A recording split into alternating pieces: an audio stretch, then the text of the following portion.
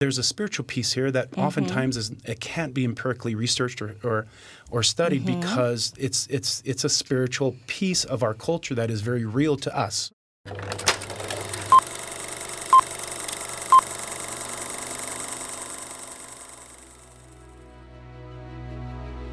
Welcome to VoiceOver. I'm your host, Heather Bigley, and I talk to people about the movies that matter, that made a mark. Today, though, we're doing a special bonus episode. I'm going to talk to a couple of folks about how spirituality, religion, and faith show up in the movies. And I've done these before. You can check out past episodes about Jack Ryan, Nobody Wants This, The Testament of Anne Lee, Conclave, The Book of Clarence. We look at these films and TV shows to discuss representation of what are considered, oddly, minority communities, right? Most of the people in this world are religious. Is that representation fair, authentic, thoughtful, nuanced? That's a really high bar, but when other people are telling your stories, you really do have hopes that they'll approach your experience with some consideration and prudence. Today, we're talking about Chief of War, a TV series created by Jason Momoa for Apple TV that explores the culture and society of the Hawaiian Islands in the 18th century. The leaders of the different islands want to unify or conquer, depending on your perspective, the other islands, especially with the arrival of European explorers. It's won multiple awards, and some of them for the portrayal of spirituality. My guests today are Kawika Allen and Leone Saaga. Kawika is the founder of and leads the Polynesian Psychology Education Research Team at Brigham Young University's McKay School of Education. He is a co-editor of the Handbook of Spiritually Integrated Psychotherapies from the APA. He holds a PhD in counseling psychology from the University of Missouri, Columbia. Leone teaches Hawaiian language courses at Brigham Young University. Previously, she's taught in multiple Hawaiian language immersion programs for younger students. She holds a master's in education with an emphasis on teacher leadership.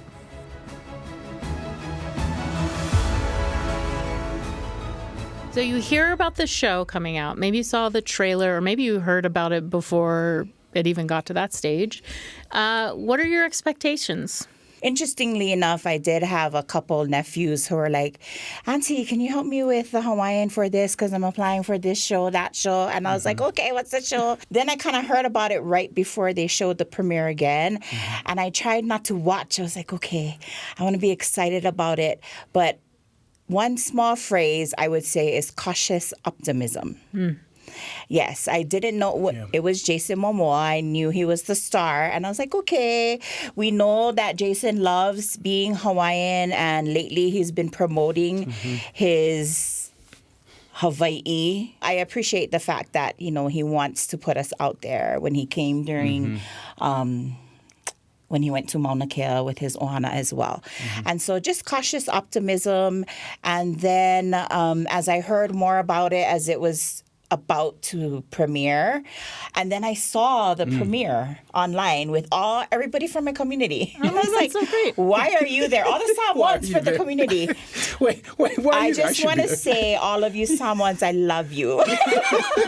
But I was like, okay, Chief of War, how come we have all these people from our community, but I don't see too many of the Hawaii from my community in Ko'olauloa. And then I found out that the director, I think he is Hawaiian. Oh, okay. Are they going to do it maka'olelo Hawaii in the Hawaiian language?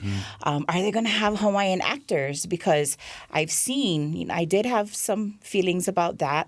And then as I watched the movie, I was like, is that person Hawaiian or something else? And it was always something else. New Zealanders, yes. Tongan. And so the Tongan one took me for a surprise because I'm used to Maori actors.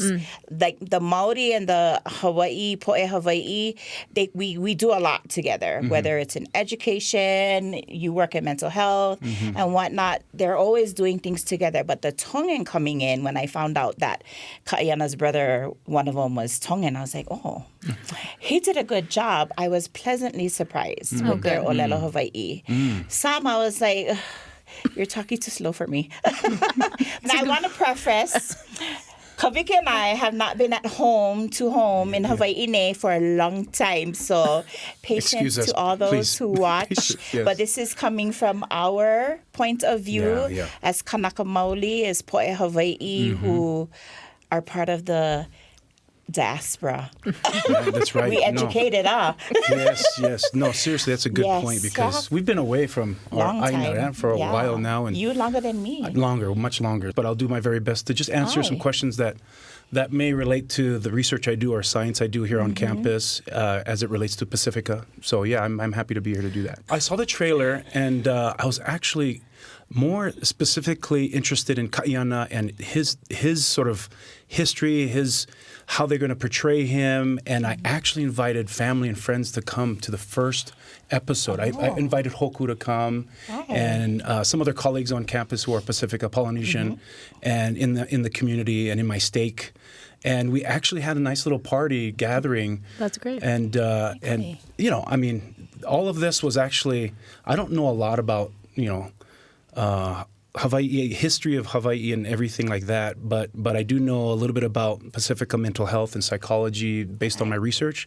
So in a way, it was really a learning experience for me for the first time, learning about Kaiana. And I was really interested in Kamehameha as well, and how they portrayed him and his life, which is a little different from what I've read and learned about him. This one was much more of an agricultural feel for me rather than a warrior chief, because all of what I've learned and read about him was he was a conqueror on its own, a conqueror of islands. He did some destruction across the islands just to make sure that he was the king. And the agricultural piece, I didn't really read that much about it. That was maybe an addition to, by the directors and whoever was producing it. I don't remember much about him being an agriculturalist or doing a lot of agriculture. Much more of like a conqueror. Let's dive into that no, that's fine. I actually found his character sort of a relief when I was like, oh, there's a farmer. Thank goodness. Right. Because, I mean, this is called Chief of War. And it is just violent battle after violent battle or getting ready for a battle. Plus, we have the whole colonial project that's being shown to us and the violence there and the racism that we're seeing. There's just a lot. It's a heavy show.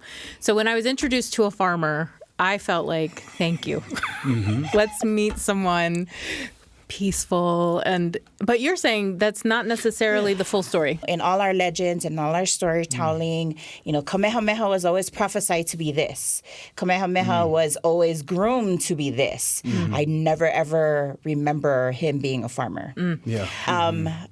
Going back to who the director was. So I want to have faith that he knew and he did his research on who Kamehameha was as a farmer, but that's new to me. Yeah, that was new to me as well. That was new to me. Okay. And yes, it kind of makes him seem like a real person if you're a farmer, or like how Christ was a carpenter. He was an actual person who had an actual life. And there's some complexity there. Yeah. So one of the things I think that's really important to say about the show, if people don't know, is that it has won awards for its portrayal of spirituality in the series. And when we talk about religion, we can mean all kinds of things, right? We can mean ritual. We can mean a point of view or a worldview. We can mean personal belief or emotional resonance. There's all these things that we can talk about. But as someone who's watching, how are you feeling about that? Is that something for you that you feel like you're sort of judging, like, oh, did they get it right? Or are you thinking more like, oh, that's interesting, I've never seen this portrayed in mainstream media? Or like, what's your reaction to seeing these? The land and connecting to the land. Yeah. So in that regard, that's a very spiritual practice for Native Hawaiians, right? Just based on my research, when we looked at spiritual, cultural, and indigenous ways of healing in psychotherapy or mental health counseling, the Aina, the land, was a big part of their healing process. So when Kamehameha came out with this sort of new identity as a farmer, for me, that was a very spiritual piece for me, because in many ways, Native Hawaiians are connected to the land, and the land brings that sort of spiritual identity out with more strength in terms of connecting to higher beings and connecting to their Keakua, right? And all the different types of gods that they worship back then. And that made sense to me in terms of their spirituality as it's connected to their Aina. Being grounded, connected to their land, brings sort of this enhanced spirituality, connecting to the land, the ocean, the stars, all of that sort of encompasses their spirituality and their spiritual identity. Based on my science and the research I do, as well as just history of spirituality in the islands, right? Yeah. In Hawaii. Yeah. Yeah. So when an outsider is watching the show, they shouldn't just think, oh, they've done a ritual with a candle and that represents spirituality. They should be thinking this is a much more holistic perspective on a person's relationship to the universe around them. Yes. Would that be? As I was preparing for it, one word that came up in my preparation was cyclical. Cyclical. There's a cycle of everything. So it's not just you do A, B, C, and then D. You know, there's a cycle to everything. It might not happen for you at this time, so we move on and do something else or whatnot. But there's a cycle in all the spirituality as well. Like Kawika mentioned, you know, we're pili close. To say close is the best word I can use, or connected. Okay. Yep. Yeah. So to be pili to the Aina, the land, be pili to Ikai, the ocean, Ikalani, the heavens, Ikahonua, the Aina, the earth. That's all part of, I think, just an indigenous worldview. We have that in Native Americans. We see that a lot as well. And so all of that, I mean, the earth is always growing, always moving. There's life, there's death. There's life, there's death. There's life, there's death. There's winter, there's summer, there's spring, right? So cyclical. And through a Hawaiian worldview, through an indigenous worldview, that's important. So like you said, to see them just light a candle, it's more than that. You know, there's preparation, there's ike, there's knowledge in doing that, there's purpose in it.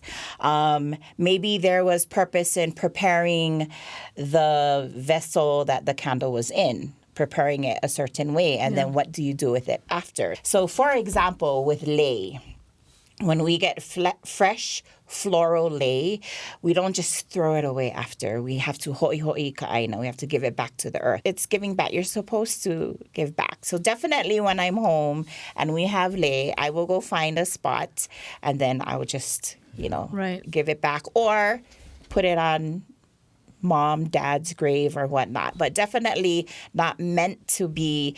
We live in a world that's, what's the word? We're consumers. We're consumers, which is fine, but we don't necessarily give back to that which gave us. And there is a Hawaiian language phrase that says, am I going to remember it?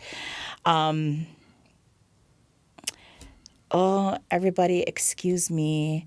He ali'i ka Aina, he kawa ke kanaka, which means the land is the chief and the people are the kawa, minions. So the land takes care of us and we're supposed to reciprocate and take care of the land again. So it's cool that you brought that up. And then I'm a hula dancer as well. And so we're always talking about relationships and earth and sky and water. All the time. You can, I can't even think of a hula or a mele or an oli, which is chant, and we saw that.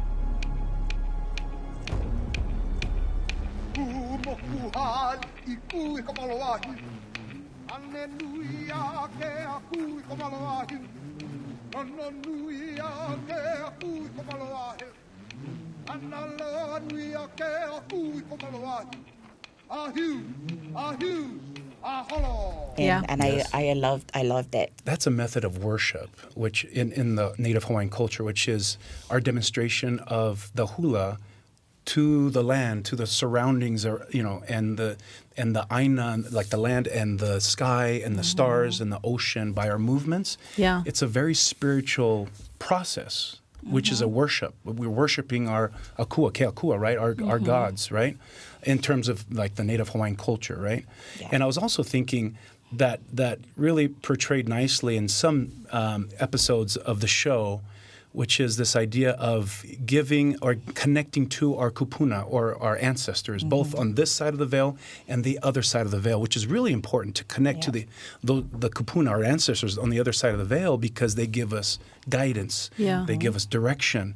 And so if you notice Kamehameha and his council, they always they counseled together, but they also gave space for kupuna to speak to them as well. Right? Yeah. On the other side of the veil, to give them sort of a direction, guidance to where should we go? Should we go to war or not? What's happening across islands? And so ancient Hawaiian culture, kupuna was a very important part of their process of spirituality too. Can I ask about, so there's Kaahumanu. Kaahumanu. Kaahumanu. She's a beautiful young woman who's trying to decide what to do. Her father wants her to get married. And then she has these incredible spiritual visions, right? And I mean, that had never occurred to me that experience existed, right? I think a lot of people would point to that and say, okay, that's definitely a spiritual experience that I can see happening on screen. Is that something that people talk about within Hawaiian culture? This incredible, vivid, visionary experience. Is that? Oh, totally. Absolutely. I have many, many friends. I'm jealous of them sometimes, who are pili, who are connected to the other world, out of body, whatever you want to call it. I call it magic, the connection to our kupuna, to those who have passed on the other side of the veil. All the time. I have my brother who passed when he was a teenager. One of his high school friends, they've come and talked to me about how he visited. They've all had, my niece, there's tons of people that I know. Do you know too? That are connected, have a special relationship to the opposite side of the veil. And I had a cousin, my cousin's wife. She sent us a message from both my auntie, my grandma, and my dad. Wow. And I was like, oh, okay.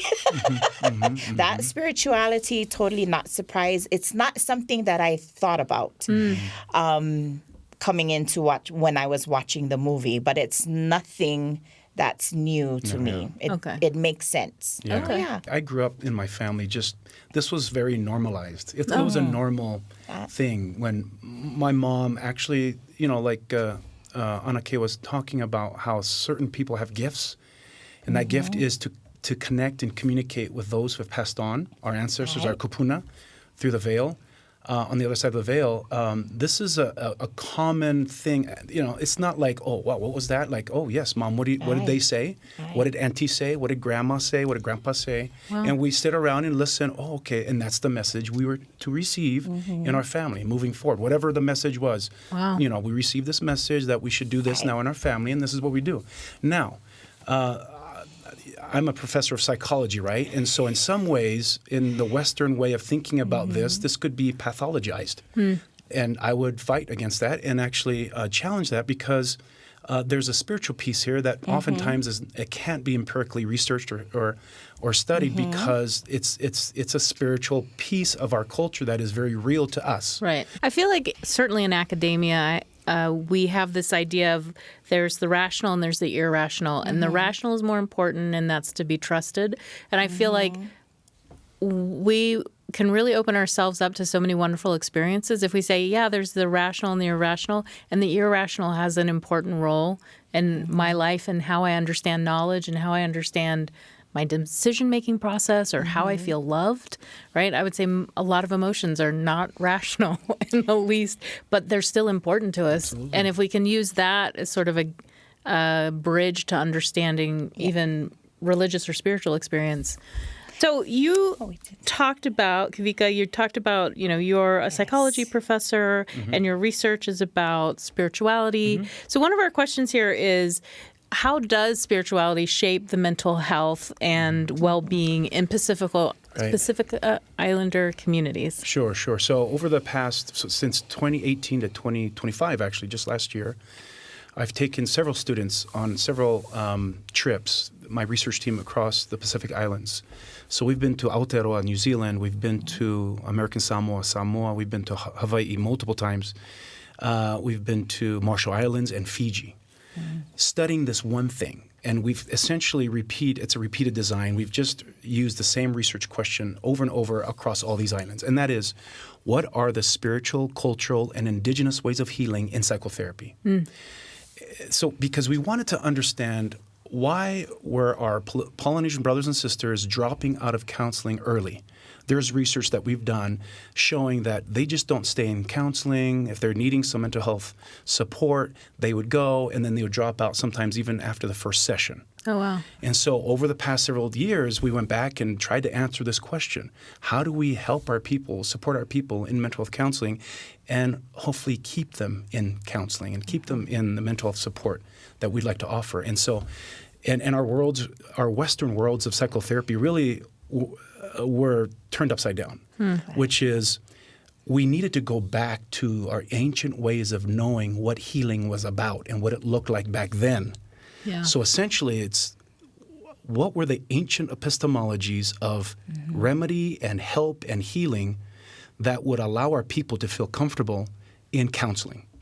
Because the Western approach to counseling just didn't jive, didn't connect with them, our main aims of the study, which is how can we support our community in mental health, but using and integrating their cultural practices, customs, and norms, and even olelo, language, bringing the Maui language, the Hawaiian language, and all these different languages into session to be able to allow them to feel connected. And of course, it does take time for Pacifica to feel comfortable in an environment like this, because they don't know what, a lot of them didn't know what psychoeducation is, psychotherapy, counseling. They feel uncomfortable. What is this? There might be a cultural stigma, a cultural taboo around this kind of stuff. So again, we had to work with those things and find out what really worked. And so we're getting close to knowing what is working for this community.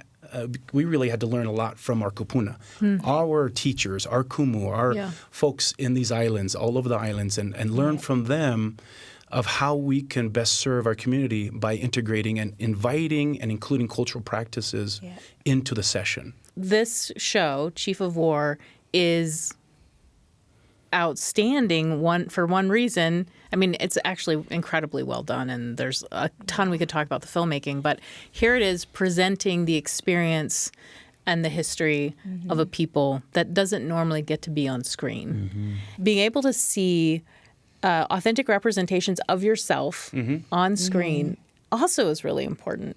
And I think that as a middle-aged white woman, seeing middle-aged white women who are treated with respect and dignity on the screen, that makes me feel good about myself. So I just want to extend that question to you. In your communities, how important do you think it is to see this representation in Chief of War? Well, I can speak from my experience, and that is, maybe I should just share this first. I'm hapa haole, which means I'm Afakasi. I'm half and half. And my mother is actually half Native Hawaiian, half Tongan. I didn't know if you knew that. No. So, yeah. So I'm quarter Tongan, quarter Native Hawaiian, and then half white. And so all of my experience growing up and up to this point in my life, I've always tried to kind of see myself in my various parts as a whole in various things like, for instance, the Chief of War, right? And when I looked at Jason Momoa, and I'm like, okay, I'm kind of like him because he's Afakasi as well. He's Hapahaole, which is like, it kind of relates to me because I'm also Hapahaole. And so I'm a sort of a lighter Pacifica person. So for me to see that and for him to be immersed into the culture and the language, which he had to learn somewhat to prepare for this, it really made me feel proud. Made me feel proud that they were representing the old days, the ancient days of Hawaii, right? And with the malo and the wardrobe and everything with the feathers. And they did a very good job, actually. I was watching some documentaries around it and some extra videos around how they prepared, and had some cultural experts come in with Hawaii, Olelo Hawaii, and all these different experts coming in to tutor and to mentor the characters and the actors around language and Hawaiian culture and customs, I think they did a very fine job. Now, again, I'm not an expert historian of Hawaiian culture and so forth, but from what I know and from what I watched on the show, it seemed like they did a really good portrayal of the spirituality, like I was talking about, being connected to the land, to the Kupuna, our ancestors, our family-connected, collectivistic approach to living life on the land. I think all of that was a pretty good representation of the Hawaiian culture anciently. Do you think it would be more difficult to bring to fruition a show that showed Hawaiian life today? What do I think if that were to happen? Do you think it would be possible to have a movie or a show about Hawaii today with the same attention to authenticity? Yes. And I think it's easier to portray history because it happened. You can't change it. yeah. To portray actual life now in a movie form. When I used the word cautious optimism before for this movie of history, the new word or phrase would be, this is in Pidgin, try. Like, I just want to see it try. The word that pops up, and this is not a academic word, but it's cringe. Because I don't know. Perfect description. You know what I mean? Yeah. It's like to portray who we are now as Kanaka Maoli in Hawaii in a movie form. Number one, where are you going to start? Like, what is the backdrop? What is the context? Are you going to be talking about just a teenage life, or is it a murder mystery, which I love to watch? Like, what would it be if we wanted to? I can't even fathom. You might have to ask the director or people who are in the film industry, what aspect do you want to show to make it a movie, or maybe even a limited series to portray Hawaiian life? Yeah. Well, what if we took the recent fire Of Maui? Yeah, that destroyed Maui. What if we said, that's our story? Do you think a mainstream white audience would be comfortable at all in seeing the truth of that situation? No. You would have to go in with total respect to tell that story in a movie form. Yeah. If you wanted to portray that story, especially everyone being woke and aware right now and having information at our fingertips, to go into a community and ask to tell that story, you might get some resistance there. Yeah. Because it's very, very dear and connected to them. And then to answer that other question, how would the audience? Well, Hawaiians would say, yes, exactly. Ku'e, holomua, exactly. You know what I mean? This is what we're talking about. This is what we're fighting for. But nobody's listening because you only want to see the hula and the luau and everything else.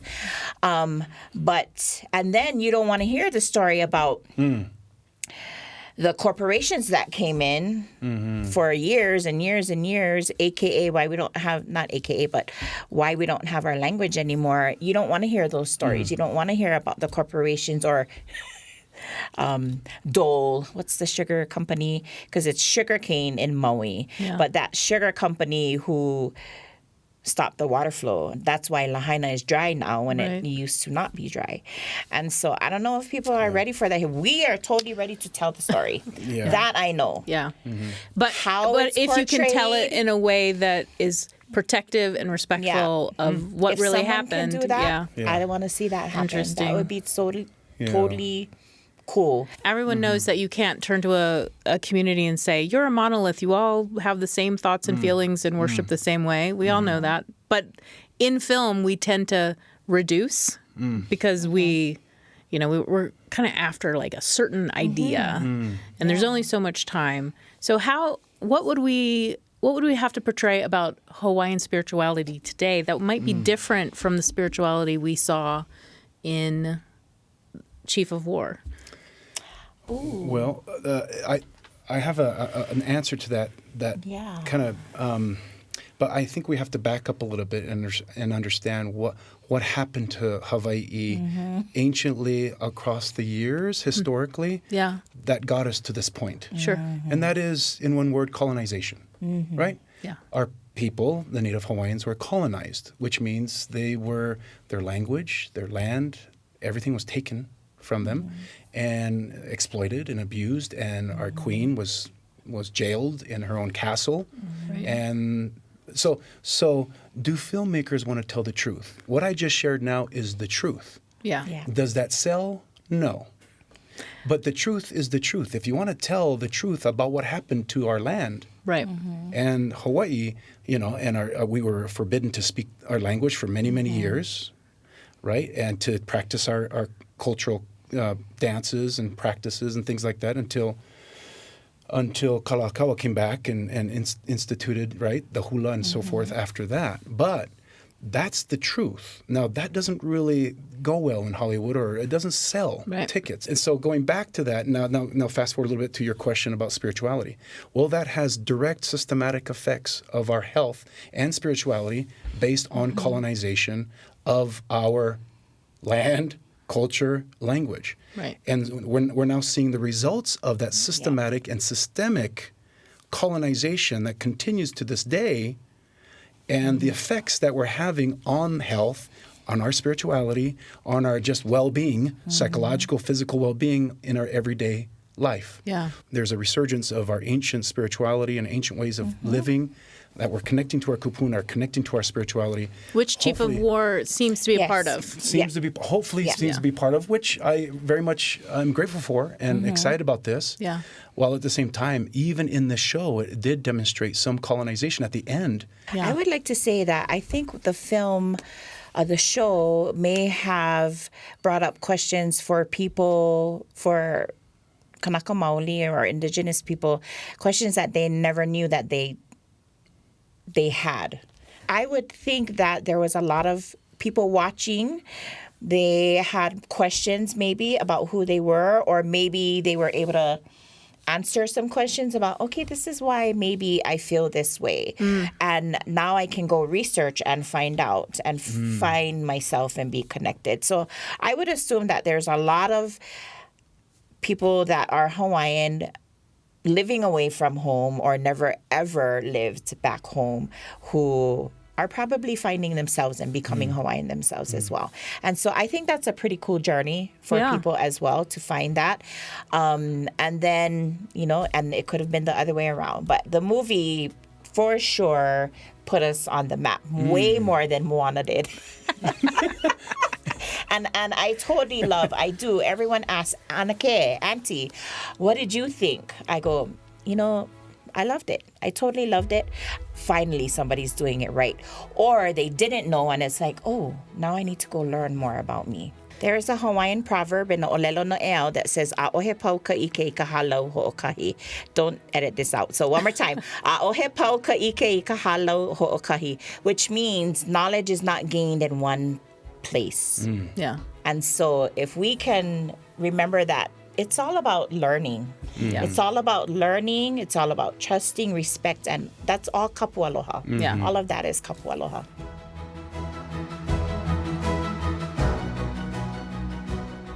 Thanks to Kawika Allen and Leone Saaga for joining me today. VoiceOver is a production of BYU Radio and is edited by Spencer Boyer. Thanks also to Nick Levitt for additional support. I'm your host, Heather Bigley.